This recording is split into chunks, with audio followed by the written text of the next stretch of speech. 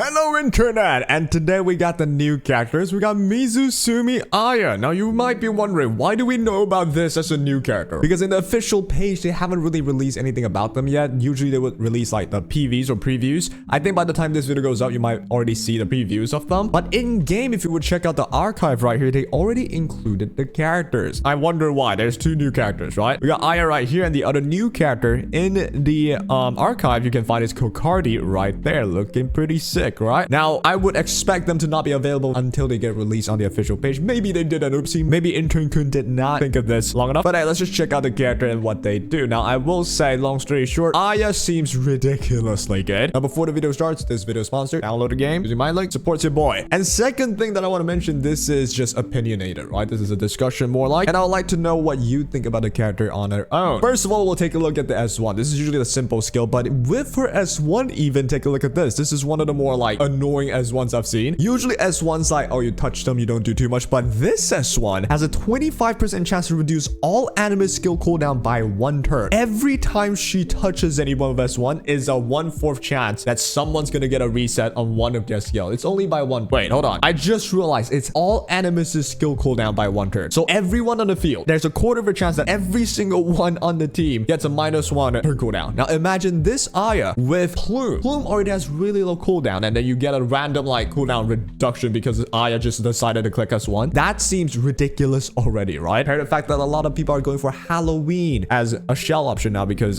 Codex of Magic is obviously worse. We might see some teams just have legit no cooldown. But that's only the S1 for Aya, right? Which is honestly, so far I already think she's really good. But what about her passive though? Oh, it gets crazier. Let me tell you something. The passive for Aya, right? Close your eyes and feel the flow of melody. At the start of each turn, purifies 1 debuff effects from all allies, heals them for 15% of their max HP upon successful purification. Now, this effect in on its own, I won't say is like game breaking, but it is so helpful to just have more cleansings of debuffs, right? The game needs more of those. We have so many strippers, but we lack cleansing of debuffs, in my opinion. That is why in the recent patch, they allowed Inferno to be able to purify 2 debuffs, but then you need Lattice for it, which is kind of annoying. But yeah, at least there's one more character. Now we got Aya that can dispel a debuff effect every time she takes a turn for all allies, right? All allies is pretty good because, you know, it's not just herself, it's not just one. Everyone gets to purify, so you essentially get rid of 4 debuffs per turn every time she takes a turn. And only if you dispel a debuff, you can get a 15% max HP heal, which is good, but that also means, okay, she doesn't have that good of a healing on this passive, right? If you don't have debuff at all, she's not gonna be healing. But if you do have debuff, it'd be a blessing to just be debuff. So what I think of is like when you're going against Holden, right? Holden clicks S3, that's 2 debuffs. Well, it's free healing for you for 30% HP. It's pretty good to just sustain against debuff based like bruisers or debuff based characters, you know, stuff like Viper, control characters like Hizuki Mari even, or maybe just Obol or Kazuya for sure. This passive will be a nuisance for them.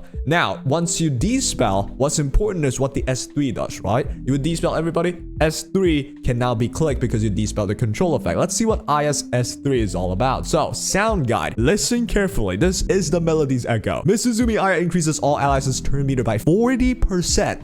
40 and reduces all animus and shell skill cooldown by 1 turn. So it's a full team push-up, and you also reduce CD, all that good stuff, right? Sounds already pretty good, but here's the kicker, right? Whenever a unit dies, reduces this skill's cooldown by 2 turns. If this skill has no cooldown, increases MIZUSUMI Aya's turn meter by 80%. There's multiple ways that you can see this. So gotta pull out the good old Photoshop. So at least as a person that reads English, whenever a unit dies here, it is a criteria for this effect. For this effect right here, reduces this skill cooldown by 2 turns. The wording in the red bracket is the criteria. So when a unit dies, this blue underline happens, right? The cooldown gets decreased on this skill. That's whatever. But what's crazy is the second part. At least when you have a period right here, I assume that means, okay, that's the end of the sentence. The next sentence now starts with the criteria. This is the new criteria now. If this skill has no cooldown, meaning this skill hasn't been used yet, has not been reset, then the effects of it would be it increases Aya's turn meter by 80%. Now, if this happens, what it means is if the enemy takes a turn and Aya hasn't taken her turn yet, and this skill basically has no cooldown, right? She hasn't used it yet. She will get 80% turn meter push. No one needs to die. The enemy just takes a turn. Suddenly, Aya cuts everybody on the field. That is ridiculous. However, it might be a translation error, or it might be just poor wording, right? First of all, if this skill has no cooldown, I assume this doesn't mean that the skill has max cooldown. Let's just get that straight. This should mean if this skill has no cooldown, meaning you can use it. There's no cooldown. If there's cooldown, cooldown, you can't use it. I assume that's the case. The thing that could be confusing here is, do we need the unit to die? Do we need whenever a unit dies and the skill has no cooldown, then you get the 80% push? If it's both of these criteria combined, then this looks less broken, but it's still pretty good in general against certain teams like cleaving team. But since they separate these two sentences with this one period, it feels like it's two separate criteria, two separate effects. So one criteria is if someone dies, you get this effect, and the other criteria is if this skill has no cooldown, you get this 80% push effect. If it is the latter, that means Aya is just the strongest cutter of all time. The enemy wants to take a turn with Lily pushing into Messiah. Oh, guess what? Lily used the skill. Aya does not have cooldown. Aya's gonna push it by 80, cuts through Messiah, and pushes the whole team up by 40%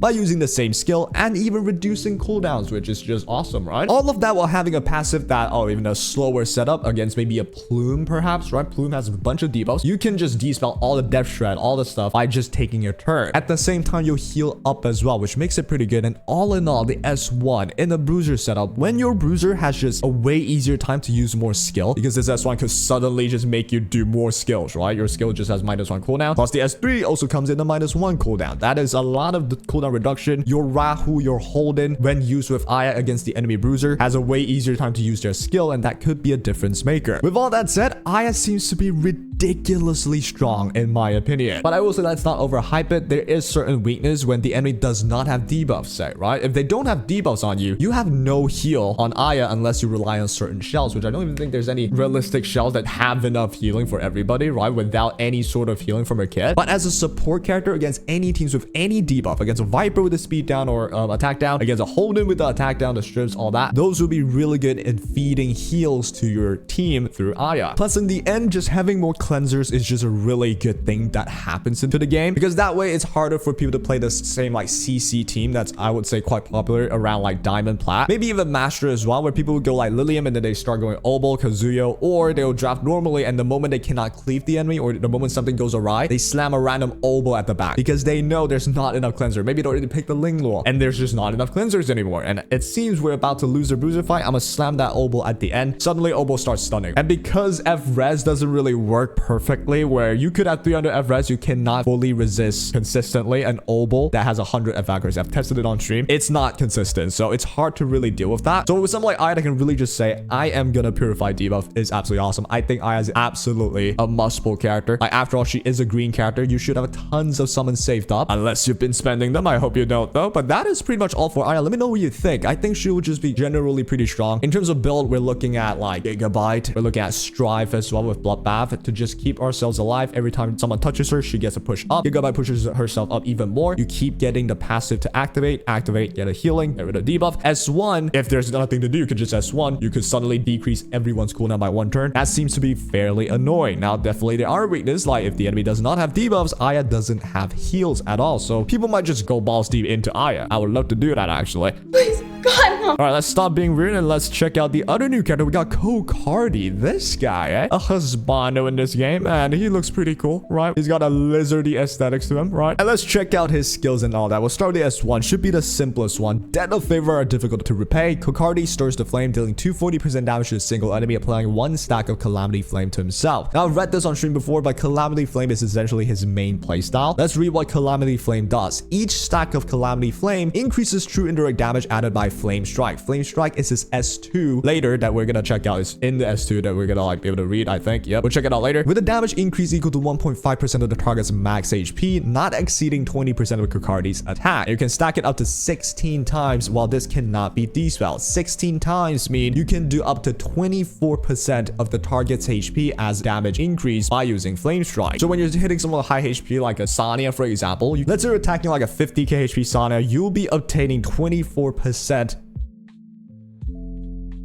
Now, the wording here I would say is kind of interesting. 1.5% of the target's max HP, and it can go up to 24%. So if I get the 24%, 16 stacks, and I hit a Sonya at 50k HP, this comes out to 12,000 damage increase. Now, I'm not sure how that applies to his like formula and such, but I do think that means he should do a lot of damage. Now, obviously, you want high attack. It scales off of 20% of his attack as its limit, but it should be possible to achieve, in my opinion. Even if you don't, in the end, it still depends on how the calculation works. But you know what? Let's just move on and read what what Flame Strike is. This is the passive. Fools never learn, the answer is revealed, and the end has come. When any ally is alive, Kokardi cannot be selected as the primary target by enemy skills. This effect does not work when under control effects. So yes, he has permanent void state, essentially. It's not exactly void, at least it doesn't say so. So basically, he cannot be targeted. If you play Epic 7 before, well, this is something you've seen before. This person cannot be targeted. The enemy can use AoE to reach him, or the enemy can control him and then target him. But if you just want to think of like using a Lilium to nuke him, he cannot be targeted. That is why you can stack high attack with him and relatively low like bulky stats, because he protects himself by not being able to be targeted. That does mean he's still weak against like Messiah, Yeli, that can just one-shot him with AoE, right? I can't target him, but if I target everybody, he's also gonna die too. But let's just keep going. When Kokardi has the Calamity Flame effect and scores a crit, it will deal 1 additional hit of true indirect damage based on the target's max HP. This is where I assume it means the 12,000 that we calculated before when you attack a 50k HP Sonya. You should do 12,000 as additional true indirect damage right here. At least that's what it reads, or it could mean something else. The wording doesn't explain it perfectly. It could be that, oh, I'll do additional hit based on the max HP, but because of Calamity Flame, I'll do an extra something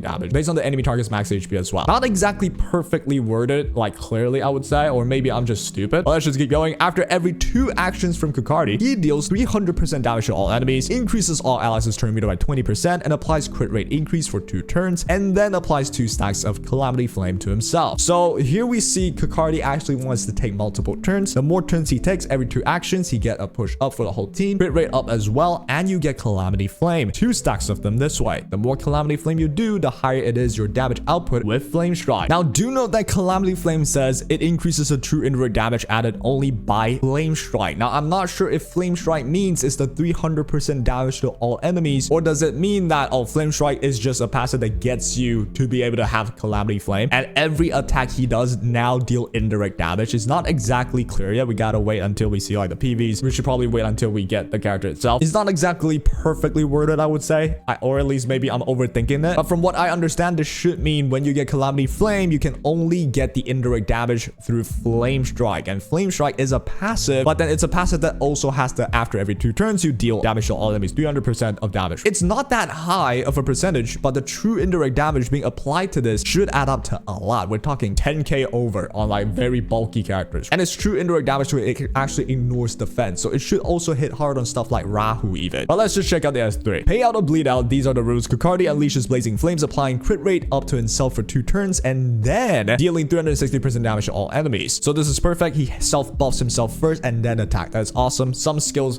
back in the day in E7 actually attacks them first and then get the attack buff, which I would rather get the attack buff first and then attack them. So this is awesome. On top of that, it increases his own turn meter by 35% and applies 3 stacks of Calamity Flame to himself. So he does get himself more turn meter. You want him fast because every 2 action you activate the Flame Strike damage effect on all enemies, the 300%. So the more turn he gets, the more chance he can do this. And the more chance he can do this, the more chance he can do the indirect damage using Calamity Flame. And the damage output he can do will directly be proportional to the amount of Calamity Flame he has. So while I just mentioned, yeah, you can do 10k plus indirect damage easily. Not exactly easily. You need 16 stacks of that for that to happen. Assuming like the wording makes sense and I didn't misunderstand anything. But take note of this, right? Every time you do use Flame Stacks, you do get 2 stacks. And every time you use the S3, in fact, you get 3 stacks too. S1 gets 1 stack. So he does have multiple ways to gain them. If he does 1 S3, that is 3. And then take 1 action, does 1. On the passive as well, that is 2 extra. That would be 6 Calamity Flames right there after doing his entire kit once. So do expect him to be able to max out the Calamity Flame maybe by turn 5 or 6. And when you add supports to him like Lily that can actually just get him the turn, or hey, the Aya that actually pushes everyone a lot, plus Kokardi himself has a lot of pushing effects too, you could get Calamity Flame quite quickly and no one can target him. And do remember, no one can target him unless he's controlled. So he does have a weakness where it's basically control effects, and he's definitely weaker against cleaves, but where he shines is, in my opinion, similar to the post buff Zyada, where he's going to be used in a team where he's the win condition, the enemy has no reach to Kokardi, you have healers to protect everybody including Kokardi, cleanse any debuffs needed, just like using an Aya with Kokardi. Well, if someone's just stunning Kokardi somehow, you could purify it. Obviously you can purify it and he continues to be stealth, cannot be targeted, and then you just keep racking out Calamity Flames and eventually defeat them. It's really quite similar to Zyada in my opinion, but the only nuance now is how much damage he can do. The percentage says 360% damage at max increase of like levels. It's not exactly the highest, right? It's decent. It's not high.